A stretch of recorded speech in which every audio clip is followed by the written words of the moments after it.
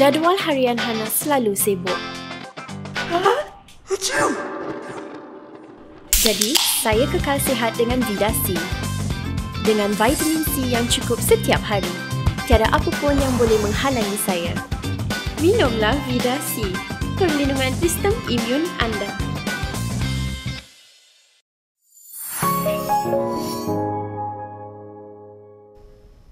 Good evening, I'm Prasad Michael and you're watching Kini News. It appears audience members forgot to clap today as Prime Minister Muhyiddin Yassin reiterated how the emergency declaration wasn't aimed at keeping him in power. Prime Minister Muhyiddin Yassin has once again denied allegations that the emergency declaration was aimed at keeping him in power. In his one-year Malaysia Prihatan keynote address today, Muhyiddin said he is aware of and understood the meaning of a democracy. Saya sedar dan saya faham maksud demokrasi. Justru tidak ada satu pun daripada ordinan ini yang bertujuan untuk membolehkan Perdana Menteri kekal berkuasa untuk selama-lamanya.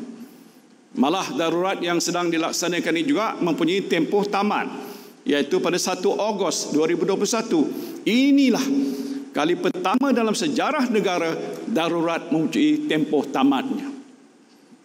Tak apa, tak tepuk tangan pun tak apa. Muhyiddin also called on the people to support the government in its efforts to curb the spread of the deadly COVID-19 virus.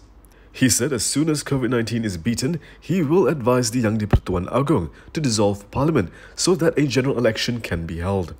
With the general election called, Muhyiddin said it will be up to the people to decide whether the PN government should be re-elected or not.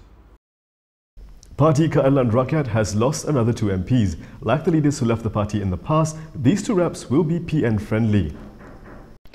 PKR has suffered another round of defections, this time involving 2 PKR MPs, Jelor MPs Larry Soons and Chera MP Stephen Chong. PKR President Anwar Ibrahim today claimed to know the reasons for the defections. The former Deputy Prime Minister said it was due to coercions, threats and pressures from Perikatan Nasional Government led by Muhyiddin Yassin. Kalau benar kita cinta kepada rakyat dan kita mahu rakyat bangkit bersama, kita harus tuntut Parlimen mengadakan sidang dan Kerajaan Perikatan Nasional undur kerana mereka hilang majoriti. Sekarang ini dia hilang majoriti, maka bergelut mereka beli upah ugut sedaya upaya mereka untuk mendapat dukungan sebelum boleh difikirkan untuk Parlimen bersidang. Citing the Yang di-Pertuan Agong's decree that Parliament can reconvene during an emergency, Anwar claimed PN lacked the confidence of its strength to carry a session. As for the factor, Anwar recalled that similar incidents of party hopping had occurred after the 2008 general elections, and the lawmakers were punished by the voter in the following 2013 polls. Both Soons and Chong cited the interests of their constituencies for their decision. Little India saw some action last night. No, it wasn't a recreation of a scene from Master starring Vijay, though it may have looked like it. A popular restaurant in Little India in Kuala Lumpur on Sunday night turned into a scene you'd often see in a Tamil film, but in this case, it wasn't starring Vijay or Surya.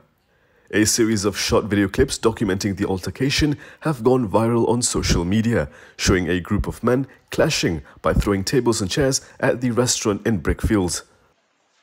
According to Harian Metro, those involved in the incident appear to be restaurant staff members and disgruntled visitors.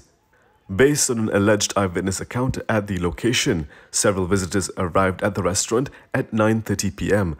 However, their orders were not taken as the establishment was preparing to close. The visitors were allegedly upset by this and a fight ensued.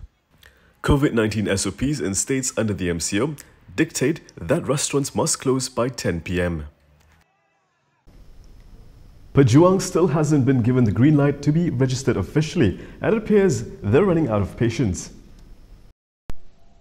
Pejuang will be taking legal actions against the Home Minister and the Registrar of Society over their failure to respond to the appeal for the party to be officially registered. Pejuang's pro-tem Secretary General Amiruddin Hamzah found the judicial review applications at the High Court in Kuala Lumpur today. In a statement, Amiruddin said among the relief sought by Pejuang is a mandamus order to compel the Home Minister to decide on the appeal against the rejections of its registrations by the ROS. He added that the party also wants the court to compel the minister to instruct the ROS to finalize the Pejuang's registration from the date of court judgment. Before this, Pejuang had gone to court to challenge the ROS delay in making a decision over the group's applications to be registered as a political group. However, the group withdrew the legal actions following the decisions by the ROS to reject Pejuang's registration applications on January 6. Amiruddin said Pejuang had sent its appeal letter to the minister on January 8, 2021. Planning to jump queue to get the COVID-19 vaccine with the government's new guideline? You'll have to wait your turn. Earlier this week, complaints of worrying allegations of people attempting to jump the queue for the COVID-19 vaccines emerged. To address this, the COVID-19 Vaccine Supply Access Guarantee Special Committee, JKJAV, has come up with a guideline for vaccinators to identify categories of frontliners eligible for vaccinations in the ongoing first phase. Science, Technology and Innovation Minister Khairy Jamaluddin said today that the guidelines, which he signed together with the Health Minister Dato Ahmad Baba, was drafted to address the issue queue jumping among eligible recipients. The document will specify in detail who the frontliners are, and it will be made available online. Khairy said with a clear guideline, the issue of queue jumping will no longer arise. Meanwhile, JKJAV has also set up a subcommittee to look up into requests from the groups seeking to be recognized as frontliners, for example, community pharmacies. At the joint press conference with Khairy, Ahmad Baba also revealed that women who are pregnant will be permitted to receive the COVID-19 vaccines, subject to a risk assessment performed by their healthcare consultant. And that is all from me today. For more stories, you can go to kinitv.com. You can also follow us on Instagram, Twitter, YouTube and Facebook for the latest news updates. I'm Prasad Michael. I'll be back with more tomorrow.